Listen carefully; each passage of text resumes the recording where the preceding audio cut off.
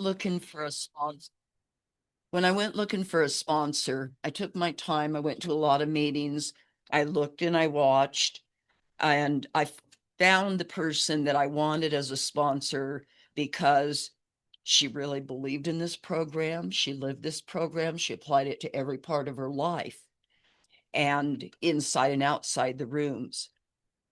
Well, if I were to put out an ad saying sponsor for rent, want somebody with the ability to live this program, live it in and outside of the rooms, believe it, be happy, joyous, and free, it would be Andrea. I've had the privilege of working with her for a while now, and I don't use the word privilege lightly. It really is an honor and a privilege. She listens, she does, she calls me out on things. um, she is this program in action where we live life to the fullest and deepest. And that means in sorrow as well as in joy, and in anger as well as happiness, because they're all a part of us. So, anyway, this remarkable woman is going to be your speaker today.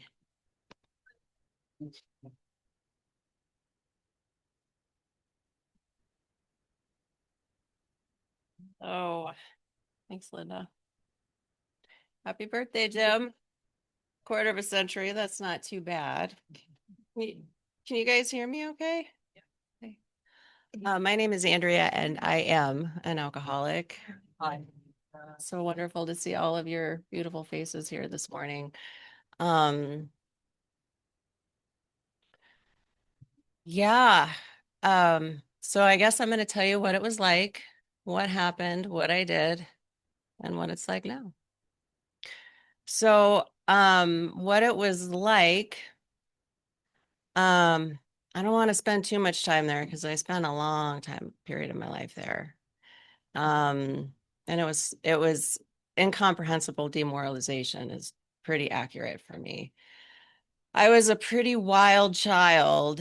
Well, when I was in middle school, I think I was the youngest of three, and my older brother and sister, they partied pretty hard too, and we started at a pretty young age. I was drinking like cop and sips at weddings and whatnot, but I blacked out really on my when I was 12 for the first time at my first drunk, and that was pretty much the way that it went ever since the beginning. Um, Once I started, I couldn't stop. And I spent years trying to battle that out and reconcile that. And I tried exchanging drugs for alcohol, prescribed or not prescribed. I tried, I don't know, you name it. But that was just how it was. And yeah, I got into a lot of trouble. I did a lot of psychedelics at a really young age. Like I was really, needing and seeking like a connection at a very young age. And I went to, drug treatment when I was in eighth grade for a very short period of time. And I met some friends in there and I thought, okay, well, I don't really maybe need to do this drug thing. And then like we moved, like I started high school and then we moved and, we moved around a little bit. My dad, his job took us around. I got a DWI before I ever got my driver's license. Um, and I think I was about 15. And I didn't do great in high school, needless to say. And and then I kind of figured out, well, if I can get good grades, maybe I can keep this drinking and drug thing because people will think that I'm okay. Um, and so I was able to do that, and it was kind of like this work hard, play hard lifestyle that I really, moderation really wasn't a word in my vocabulary. Um, And um my grandpa knew that because so my grandpa Bob, he lived here in Missoula, and he was one of the kindest people that I've ever met. And I would come and visit my grandpa and grandma here every summer, and I really loved spending time with them. And eventually I moved here. My job brought me here, and I was helping like take care of them because they were elderly and I was living in their basement. And really what I was doing was I was just blacking out every night, drinking in my room all by myself, and going to work the next day. Um, and my grandpa, he knew what I was doing because he was sober for many years. He went to like the detox treatment over in Spokane where they do that like aversion therapy. And he had like the red phone in his office and it would ring, and he would like, that was his service work. Like he would pick someone up and take them to treatment in Spokane. And so attraction rather than promotion, right? My grandpa, he never criticized me. He never talked down to me. He never lectured me.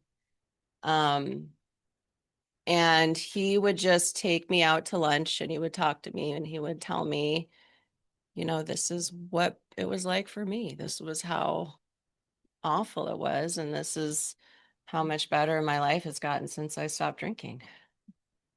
And he just said that over and over and over again. And that planted a seed. He died before I got sober. He didn't get to see me get sober, but it definitely planted a seed. I think I must have got sober years after he died. Um, so let's see. Um, and okay, so my sobriety date is July 18th, 2016. And my home group is the High Noon group. And my I had a pretty rough go of it before I got sober. Imagine that. But it took years. Like I had really had a hard time. And it's funny because I didn't think that alcohol, like I knew that I had a problem with alcohol. I knew that once I started drinking that I couldn't stop. Like I knew that, but I didn't think that I was an alcoholic. Because I didn't drink first thing in the morning. And I didn't always drink every day. And I'd go a year without drinking. When I got pregnant, I stopped. I stopped the drugs. I could do all those things. But what was really interesting was when the moment I would start again, like I would just I mean, they call it a progressive disease and they say it's doing push-ups, right? When we're not drinking. But the moment I would start, I would black out. Like I was in it. And so I lost my best friend. He was near and dear, and we partied a lot in college together. And he got hit by a car, and that was a shock. And he was in his 30s. And he was partying in downtown San Francisco, and he was in a hurry to get to the last subway train at 2 a.m. and he got nailed by a car and he died. And and then about 6 months later, my sister died. She was 39, and that was sudden too. And so she was heavy. She was about 400 pounds.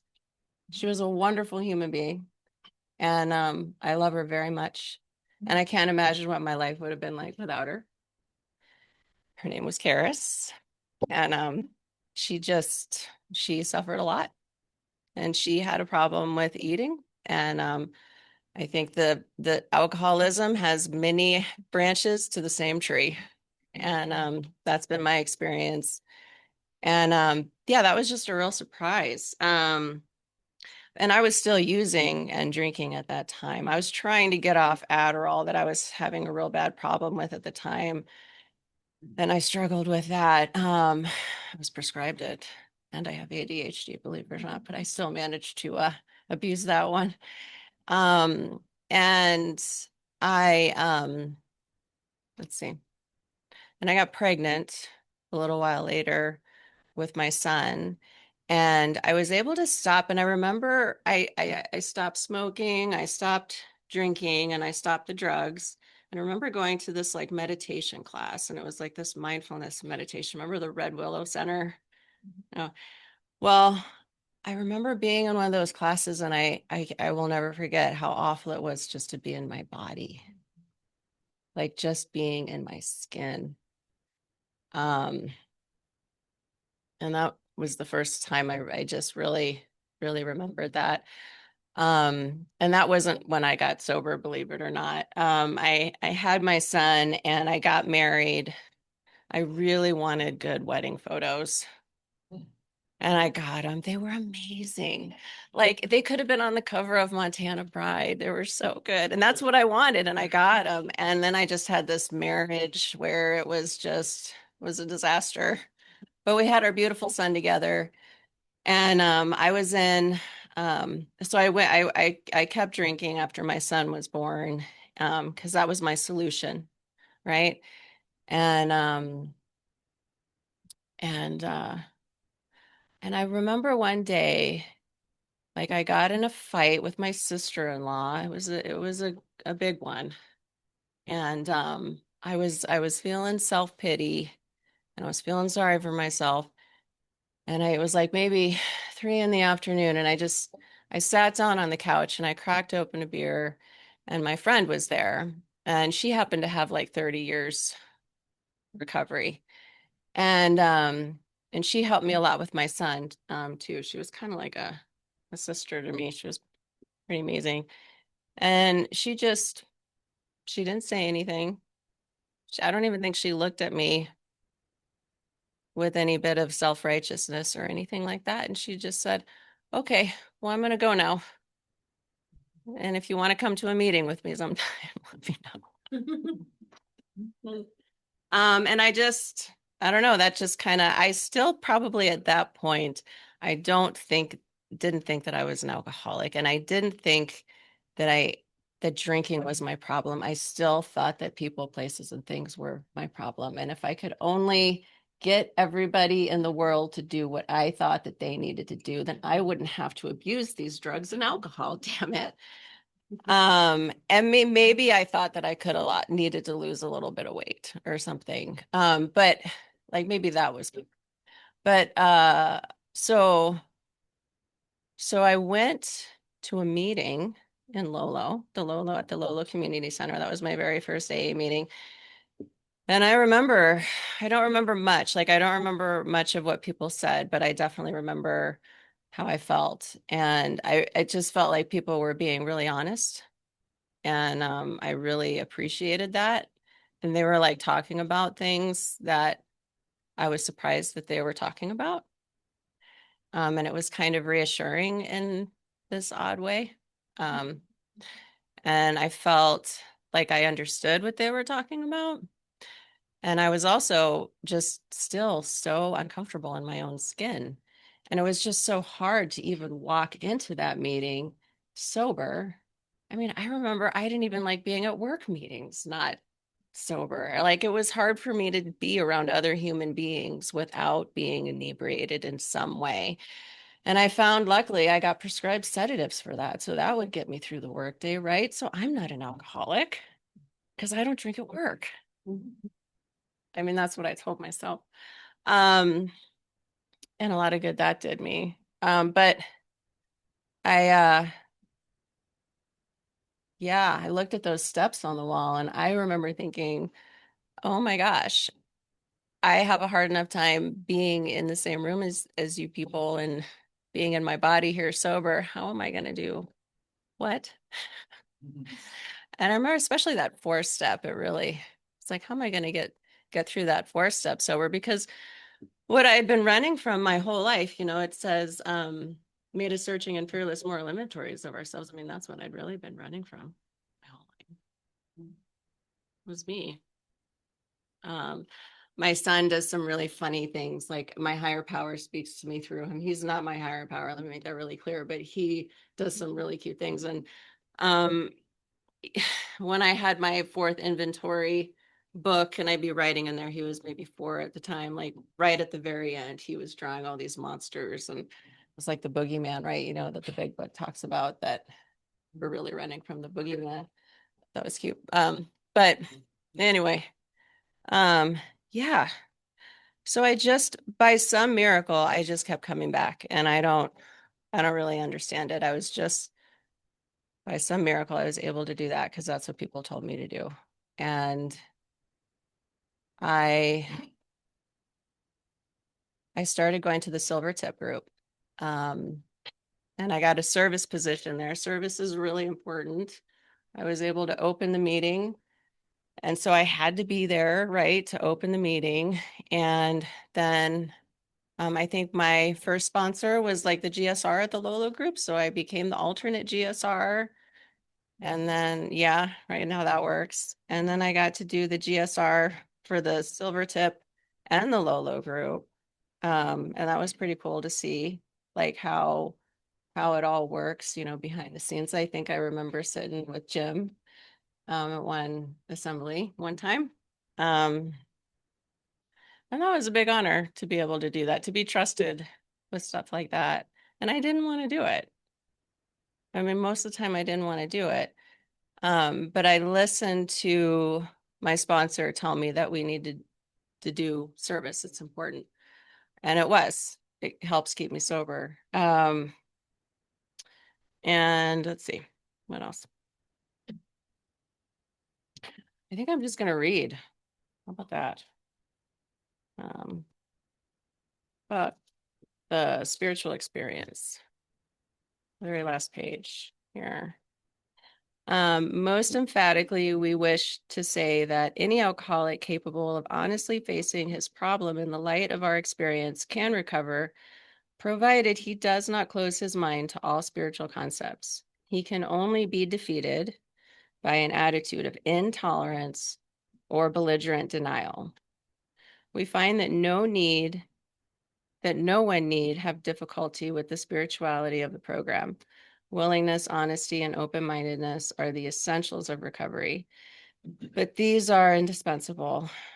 There is a principle which is a bar against all information, which is proof against all arguments, and which cannot fail to keep a man in everlasting ignorance. That principle is contempt prior to investigation.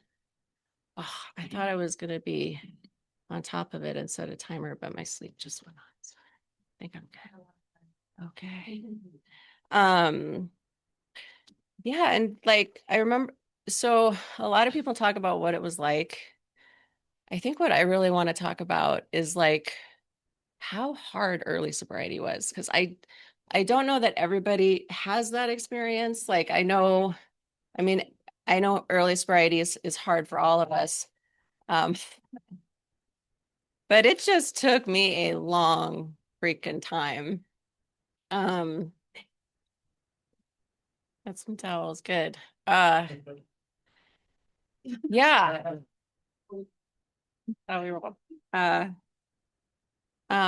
yeah, early sobriety was really, really, really, it just took me a while. I know I see some people and I'm so happy that like I see them seem to get this really early.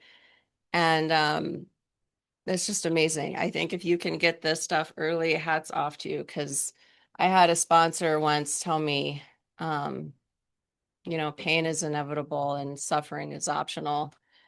And it's taken me a very long time to really understand what that means. And time takes time, and it took what it took. But I was pretty angry. I don't know if a lot of you remember, but I was pretty angry in early sobriety. And there was a lot of fear and a lot of sadness under all of that anger. And I could actually come into these rooms and talk about it. And you guys let me. And I know that that was probably very difficult. And I needed that. I needed to do that. And you know, the steps help with that. And I was doing the steps, and you know, I had a sponsor and I was doing the things, but I just still had a hard time. Let's see. Well, my brother died when I was 30 days sober. He died from a drug overdose and he was 37. And that was a miracle in and of itself. I think getting through that because I didn't think that I was going to be able to get through that sober. I didn't think I was going to be able to travel to Spokane and be with the family sober and do all the things sober. Because that was one way that my family and I really bonded was drinking. Um, and then I was in Spokane and I was going to meetings in Spokane. And my sponsor connected me with people in Spokane, actually. So I would have like a woman that I never met before, like meet me, before a meeting. And those little baby steps made this like big mountain that seemed impossible. It made it seem doable. And I could do it one little step at a time, one, you know, contact at a time to kind of help me get there. And I remember sitting there in a meeting in Spokane, and I heard that was the first time I heard about the gift of desperation. And I knew what that meant. And I always thought that desperation was a really bad thing. And then that moment I understood that, wow, this could be a really powerful thing because this could help me run and drink and take a drug and go to oblivion, what I've always done, or I could really lean into the program. I couldn't quite get to my higher power, but I could get to you guys. And so that was a miracle getting through that. And yeah, the spiritual experience, like these were just words to me, like when I think about early sobriety. And I like wonder what my first spiritual experience was. And I think I was actually 3 years sober. 3 years sober. Even though I was doing the steps and I was doing all the things, I was going to meetings. And I remember it was so simple. I was just like sitting in my car and I was driving and I had the window rolled down and I had my arm out the window of my car. And I just had this overwhelming knowledge, almost like this voice, and everything just got really quiet. And it was everything's going to be okay. And I just knew. And that's what it was for me. And that's what my spiritual experiences tend to show up as. But still I was sober, but so closed off, right? It talks about contempt prior to investigation. I mean, that was my jam. It takes a lot of work. Linda works really hard to help me stay open and to be open because I just have this strong sense of how I think things should be and how I think I know what I need and what you need. And I know exactly what that looks like. And I know exactly, and a big part of my recovery and these spiritual experiences that I get to have is like when I get to be surprised. And it's not what I thought. It's not anything, it's even better, usually. Um, let's see. I really like this part. I want to read it too. It's from Acceptance is the Answer. It's the very last page. Um, Perhaps the best thing of all for me is to remember that my serenity is inversely proportional to my expectations. The higher my expectations of other people are, the lower is my serenity. I can watch my serenity level rise when I discard my expectations, but then my rights try to move in. They too force my serenity level down.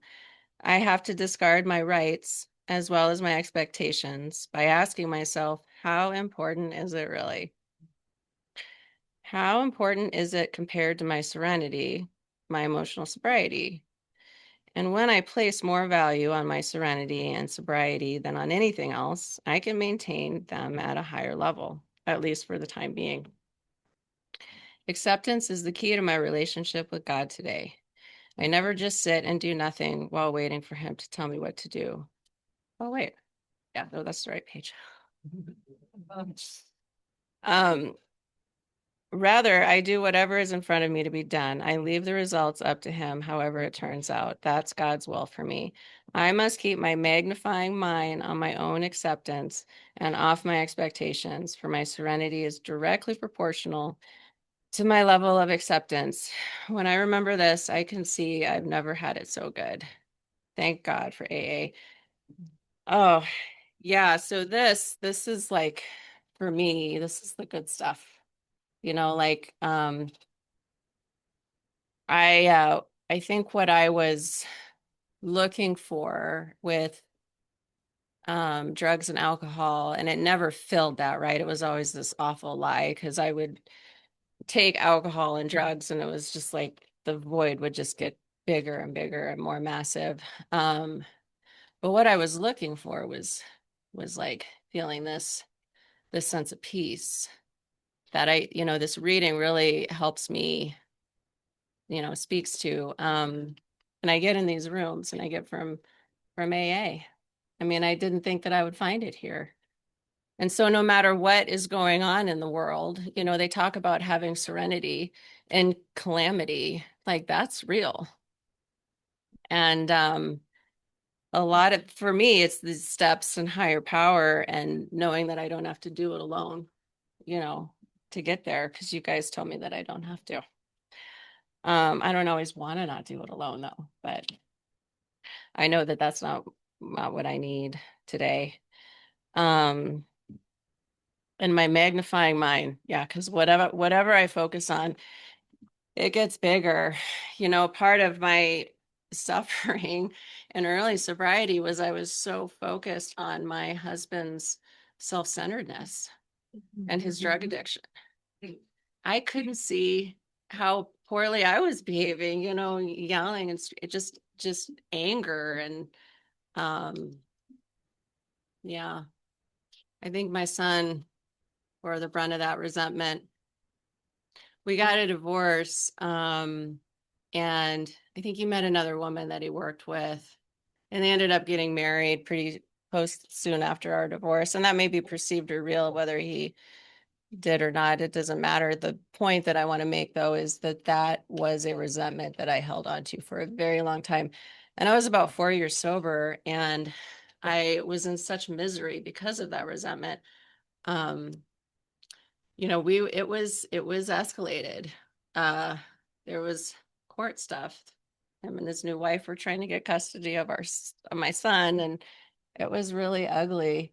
And I remember thinking I knew that I was going to drink if I didn't do something, because I was in such misery from all of my hatred, my resentment, my anger. And I was like, I didn't get sober to feel this way. And I can't, this is not sustainable. And so at that point, I had to really lean in. I remembered the gift of the desperation thing, and I had to really lean into the program again. I got a service position. I think that's when I became the GSR of the Lolo group, because that's what my sponsor Libic told me to do. And I went through the steps again. And at that point, I had to concede really to my innermost self that I was an alcoholic. I don't think I had really done that. Like I was in here saying I was an alcoholic, but I still always had this question. Well, maybe under the right circumstances, I can drink, maybe if he wrongs me enough, then, then y'all will understand. And if you had my problems, you'd drink too, the story. But, at that point, I really knew that this was a disease for me. And I really, um, learn to accept that. And I know that I'm not going to ever recover. I can definitely get healthier. I have gotten healthier. Life's gotten a lot better. But like, I'm always going to need to work at this thing. Like, this is a daily deal. It really is a spiritual reprieve. And, you know, um, I just, I had to really ask for my higher power's help.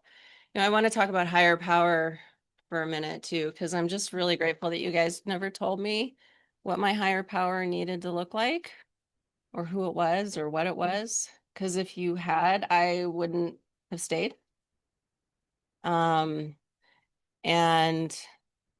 I was just this God of my understanding or my misunderstanding that's really evolved over the years. And it's definitely become a higher power, more about love and less about punishment, and I get to learn what unconditional love is. And a lot of that my sponsor shows me by example.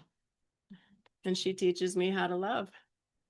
This woman has cried, like I've been crying on the floor and she'll get right down to my level with me. And I've just, it's so hard to meet people where they're at. It really is. I know how hard that is. And Linda's been able to do that for me and take me through the steps. And it's just so cool that we get to do that, and I get to do that with women. I try to do that with the women I sponsor because that's how we get this thing. We got to give it away. That is so important. And I'm so glad that I took that in early sobriety because my sponsees continue to save my life. And let's see, because yeah, this burden of self can be a heavy one. It can be quite a prison, quite a hellhole. And I went to go see a speaker one time, and she talked about the story in the big book, Freedom from Bondage. And she talked about, saying the prayer for the person she resented. And I'd heard the story 100 times. And I said, that's just dumb. I'm not going to say a prayer for my ex-husband. He's and his wife. They're just, and I had to, like she said she said it didn't change them, but it changed me. And I really wanted to change them. And that was the focus. And that's what was big for me. And I really needed to say, okay, what maybe, and now like I get to ask, like, what can this teach me? And shit, if I would not, I won't say this to him, but my ex-husband is my greatest teacher. I won't admit it to him, but I'll tell you guys. But I was desperate. I got on my knees and I said the prayer and they did it for like a few days. Shit, I had to do it for like 60, maybe 90 days. I had to get on my knees. I remember Tony Hagee he suggested, and I could, yeah. And until it was over, then you don't fully realize the weight until, you let it go. Because the problem is like when I'm hanging under resentment like that, I'm not like living happy, joyous, and free. And that anger is coming out somewhere, and it's probably the people closest to me. In fact, my son probably took on the brunt of a lot of that with my inability to be patient and really show up like the way that he really needed. That too pays the price. I was paying the price. I'm trying to give these other people this poison that I'm drinking, right? That's just the truth in my experience. If I can give you any message other than that, and there is hope, and my higher power needs to be really big and really in charge to release me from some of those resentments. I remember being in early sobriety and I told you guys how angry I was, but I didn't even I was like, resentment, what's that? And it was just because that was like my first thought all the time. And it was like, I didn't even, I was so foreign to me what it actually was. Um, let's see. What else do we got here? On a couple other readings. Oh yeah, this is a good one. Everybody knows that those in bad health and those who seldom play do not laugh much. So let each family play together or separately as much as their circumstances warrant. We are sure God wants us to be happy, joyous, and free. We cannot subscribe to the belief that this life is a vale of tears, though it once was just that for many of us. But it is clear that we made our own misery. I remember that used to piss me off. Like, no, I'm not doing it. And it was so offensive. But what a gift when I could realize how much of that was in my control and how much of this is an inside job. And I was like, okay, this pain is inevitable. Suffering is optional. This makes sense. It's like, what role am I playing in my own misery? And I still get to look at that. And that's a sneaky one. But turns out I have a very active role. And another thing is I didn't know that you could feel sad without feeling self-pity. It took me years to figure out. I thought if I felt sad, I had to be feeling sorry for myself. And it's so simple. And I just didn't know. And I think someone told me one day, and I was like, wow, that is really helpful because sad stuff happens all the time. But you know what good stuff, great stuff happens all the time too. But it's like, what is going to get me back into my disease is pity. Um, that's always did it for me when I don't think anybody understands and I need to go it alone, poor me. So yeah, God didn't do it. Damn, I wanted to blame God. And avoid then the deliberate manufacture of misery, but trouble comes, cheerfully capitalize it as an opportunity to demonstrate his omnipotence. So yeah, I don't know. I'm just feeling a lot of gratitude today, especially like yesterday after Dave's memorial, and 200 people showed up. Jim showed me the count on his phone, and just like it's really hard things, but it's like how cool is it that like we get to like have this community and show, I mean, I think, and show up there like that for Dave. um I got to go see him in Spokane when he was before he died, and that was a huge gift to be able to do. And one thing that really just was very clear to me is that he had a really deep place in his heart for AA and his community, and that was so solid. And he had a real peace and comfort from his relationship with his higher power. And that was beautiful. And yeah, we don't get to live forever, and that sucks too. Um and I also think it's a real gift when we can tell the people while they're here how we feel about them, because we don't always get to do that. And that's a beautiful thing. And that's life on life's terms. And it's so hard. Um and um For an alcoholic like me, though, too, I don't know if I'd appreciate life, though, if it was forever. I don't know if I would appreciate it the way that I do, honestly. Um, and um, I remember being like 4 years sober, and I had to go to the group and I had to ask for help because I said I needed to ask how people feel joy. That was the topic. It was at the Sunrise, and people were really happy to chime in. I was like, how do you feel joy? Like, I just can't get this thing, And I heard a lot of good things that day. I heard a lot of people say, that this too shall pass, that we have to feel all the feelings, all the things, all the hard things, all the easy things. You got to like let it all in, and then you can really experience true joy. I was always chasing happiness. I was always chasing what I wanted. I was always chasing how to escape, how to get what I thought I needed. And that's not the path to joy. And it's been a long road. But you guys taught me what joy is. And I can't ever thank you enough. And I don't get to feel it like, I don't get to like, feel like joy and wonderful rainbows all the time. But even in the hard times, like the really difficult times, because there's a lot of that happening like right now in my life. A lot of uncertainty, a lot of stuff that looks really, I don't like the way it looks. My son's having some issues, and his dad and I are getting along a lot better though. Some Al-Anon really helped me for that. Turns out a little blame, shame, and criticism avoiding can go a long way. But no, we do. We talk about some pretty difficult things for our son now, and we're able to like communicate like humans. We don't have to use a special app anymore. It's kind of nice. And um, but there's that knowledge, like I know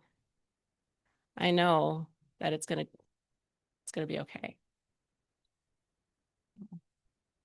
Thank you for that. I love you guys.